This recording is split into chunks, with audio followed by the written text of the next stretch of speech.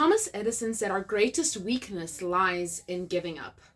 The most certain way to success is almost always to just try again. Do. This is Enchantment Genie. Hi everyone, my name is Nadia and welcome back to Enchantment Genie. Today I'm taking a different approach to my YouTube channel and I'm diving a bit into the creative process, talking about it, what I learned. But today we're speaking about the art of staying motivated, why people lose motivation for projects that they were 100% in love with. Have you people outside. It scares me when there are people outside. Okay. Have you ever felt stuck in your creative journey? You've been dedicated to a project the entire time, and then suddenly, without warning, reference intended, there is a wall built up in front of you, in front of your vision, your motivation, and your masterpiece, the project, the successful version of your project. There's just a wall between you and it. Have you ever experienced that? Well, don't fret. Don't go into a full panic attack. Don't die. Because you're not alone. Losing motivation for projects is actually something that happens to almost every single creative on this planet. Even if they're not a creative, they at some point in their life lose motivation for something. And I can 100% assure you that you are not alone in that. I recently lost motivation for a project of mine. It is over here. I don't know if you can see it, but it says The Bewildered. It was a short film that I was working on that I wrote and started directing by myself, but I just completely lost motivation for it because it wasn't something that I saw myself doing, like that I saw this version of myself doing. So it's in standing at the moment. I'm not working on it. I might rewrite it, but I'm not touching it at the moment. But why? Why did I lose motivation for that project? And how can I not lose motivation for things in the future? Whoa, whoa.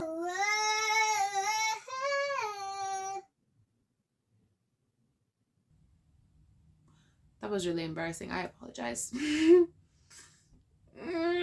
Okay.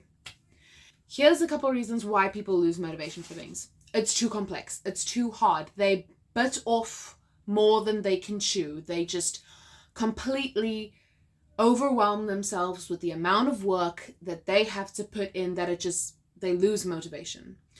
The project itself is mentally and physically exhausting. When that happens, it's off, like, people lose motivation. Perfectionism, when they set standards for themselves that they physically cannot reach. Yep, that's one. Fear of failure. They just stop a project because they're scared of failing. Delayed gratification and no visible progress. I love those so much because it's so true. If you can't see any visible progress in Bewildered, I couldn't see any visible progress. And it kind of made me feel like all the work that I was putting in was for absolutely nothing. So the no visible progress is a big one to me, and delayed gratification as well. Because in the beginning of the project, writing the script took like 2 months.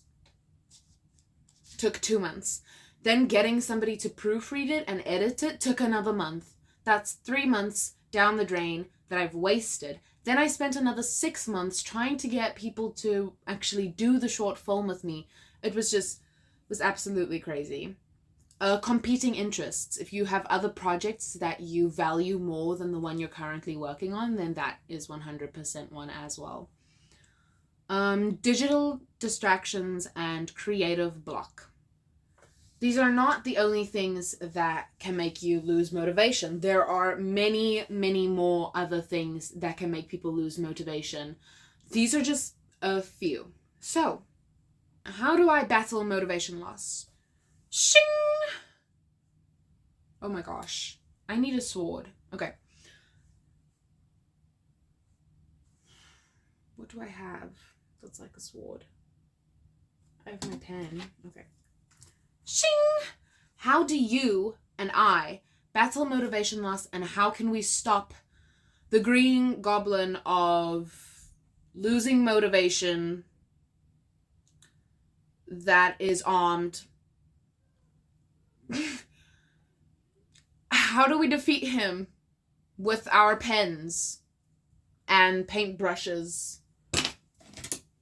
This is not a paintbrush, but you get the idea. And our hands. Okay. How do we defeat this goblin monstrosity? And how do we overcome loss of motivation and continue and finishing a project? First, I would like to speak about how I solve motivation loss. And often what I do is, I do not recommend this, but I pretend that the project doesn't exist anymore.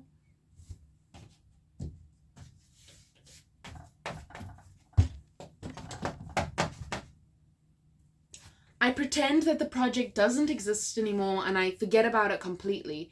Then when I realize that it actually exists, that's when I'll somehow find regained motivation for it, because I'm like, wait, why did I stop working on this? It's so cool.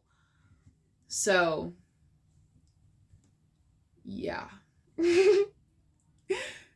I feel like that's the worst way to battle motivation loss, is to just kind of give up on that project for a while. But if anything, that's what works the best for me. So these projects, Caroline, Epic, and The Bewildered. I haven't even started writing Epic. So those are just kind of there. But here are some actual ways you can defeat the goblin instead of just pretending that the goblin isn't there, because that's what I do. You can break it into smaller bite-sized pieces. Create a list of everything that you have to do and create small goals. Set realistic goals for you to accomplish every single week. That is something that I think I really struggle with, and I don't really necessarily do, because I think it's impossible for me to tell myself what to do every week. That's just impossible for me. But I'm getting better at it. I'm trying, and that's the most important thing, is to just try. Regular breaks. Having regular breaks from a project is really important. And I don't mean you take a day off or you take a week off. You can do that too. But what I mean is just taking a step back, reanalyzing, and just looking at everything that you've accomplished so far. It'll give you motivation to keep going. Accountability partners is a good one. Having a friend or your mom or your dad or your sister or somebody, if you're working on a project with somebody, you can both set deadlines and be like, hey mom, or hey friend, can you check on me on this date and check that I've done all these things, and then express disappointment if I haven't. Wait, no, that's kind of sad. No, don't do that. Oh, but having you get what I'm trying to say. Having accountability partners is somewhat a good thing in some situations. Oh my gosh.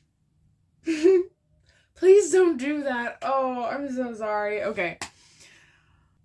Obviously, there are other ways for people to deal with motivation loss. And if you're like me and you just kind of avoid it, try and think about some ways that you can try and regain motivation for projects you've given up on.